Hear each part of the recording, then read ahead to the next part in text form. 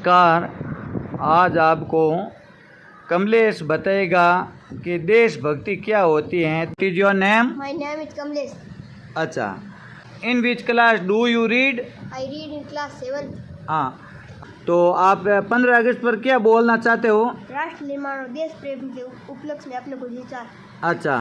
प्यार भी भरपूर गया, मांग का सिंदूर गया, नन्हे ननियालों की लंगोटियाँ चलेगी। आपके लिए तो आदमी मरा ऐसा, हमारे घर की तो रोटियाँ ही चलेगी। हम अपनी जान के दुश्मन को जान कहते हैं, मोहब्बत की इसी माटी को हिंदुस्तान कहते हैं। जो दुनिया में सुनाई दे उसे कहते हैं खामोशी, जो दुनिया में सुनाई दे उसे कहते हैं खामोशी। जो आंखों में दिखाई दे उसे तूफान कहते हैं, जो आंखों में दिखाई दे उसे तूफान कहते हैं। माननीय मुख्य अतिथि जी, प्रधानाचार्य जी, शिक्षकगण और मेरे प्यारे देशवासियों, आप सभी को 15 अगस्त यानी स्वतंत्रता दिवस की हार्दिक शुभकामनाएं। मैं कमलेश कक्षा 7 का छात्र आज आपके सामने राष्ट्र निर्माण और देश प्रेम के उपलक्ष्य में अपने कुछ विचार आपके साथ साझा करना चाहूँगा।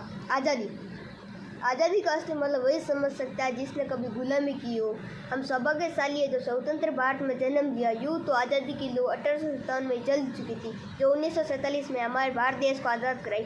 प्राचीन, मध्यकालीन और वर्तमान भारत के उदाहरणों से मैं यह स्पष्ट करना चाहूँगा कि जब हम फिरंगियों के फेरे में फंस गए थे तो रंग दे बसंती चोला की एक आवाज़ पर टोलों के टोले उमड़ आते थे और उनके इंकलाब, जिंदाबाद और वंदे मातरम के नारों से खून में आ जाने वाला 5 डिग्री का तूफान अंग्रेजी शासन की जड़ें हिला देता था।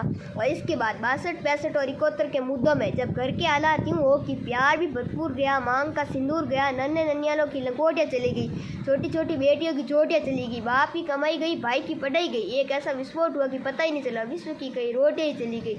आपके लिए आदमी मरा है साहब, मेरे घर की तो रोटियाँ ही चली गई। इस प्रकार पूरा परिवार अपनी देशभक्ति साबित कर रहा होता है। तब देश बलिदान मांग रहा था, तब देश लड़ जाने मिट जाने फांसी चढ़ जाने को कहता था, किंतु आज देश लड़ जाने मिट जाने फांसी चढ़ जाने को नहीं कहता, बल्कि मेरे विचार से यदि कोई व्यक्ति अपना काम पूरी मेहनत, पूरी लगन और पूरी ईमानदारी से करे तो वही सबसे बड़ा देशभक्त है। मैं नहीं मानता कि व्हाट्सएप, फेसबुक और इंस्टाग्राम की डीपी को 3 रंगों में रंगना ही देशभक्ति है।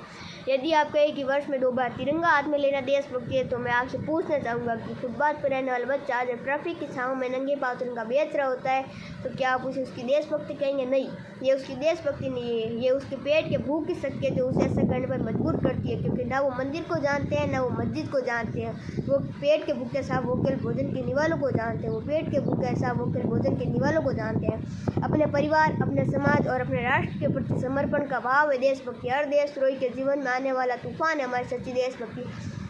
काश मैं हर देशद्रोही को समझा सकूं कि अगर तू परिंदा है तो ये आसमान तेरा है, अगर तू ये तरिंदा है तो ये शमशान तेरा है। भाईचारे से रहना है तो रह इस जमीन पर, वरना एक कब्र भी तेरी और कब्रिस्तान भी तेरा है, वरना एक कब्र भी तेरी और एक कब्रिस्तान भी तेरा है। और हमें बता दूं कि हम महिला सुरक्षा के मामले में आज भी 4थे पायदान पर आते हैं।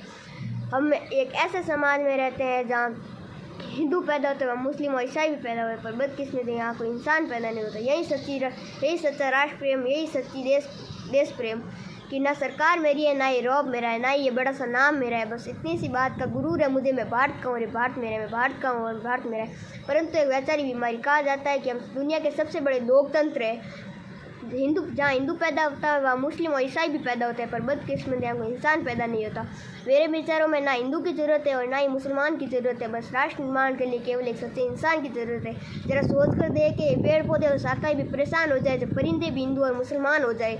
यही सच्ची देशभक्ति, यही सच्चा राष्ट्र प्रेम। और मेरे विचारों में राष्ट्र निर्माण तब संभव होगा जब देश में नारी की पूजा नहीं, नारी की इज्जत की जाएगी। स्वच्छ भारत अभियान केवल सरकार नहीं, सड़क पर चलने वाला प्रत्येक नागरिक हाथ बटाएगा। और अब मेरे विचारों में राष्ट्र निर्माण तब संभव होगा जब एक गरीब बच्चा मध्याह्न भोजन के लिए नहीं बल्कि दर्जन के लिए भारत के विद्यालयों की चौखट पर जाएगा। और मैं सैल्यूट करना चाहूँगा सड़क पर खड़े और उस व्यक्ति जो अपना काम पूरी मेहनत, पूरी लगन और पूरी ईमानदारी से करता है, और उस सड़क पर खड़े दिन रात उस जवान को, हमारी पुलिस प्रशासन और हर उस व्यक्ति को जो अपना काम पूरी मेहनत, पूरी लगन करता है। इसके बिना राष्ट्र निर्माण की कल्पना करना भी असंभव सा प्रतीत होता है। जय हिंद, जय भारत। बहुत अच्छा। सभी बच्चे जोरदार तालियां बजाओ। हाँ।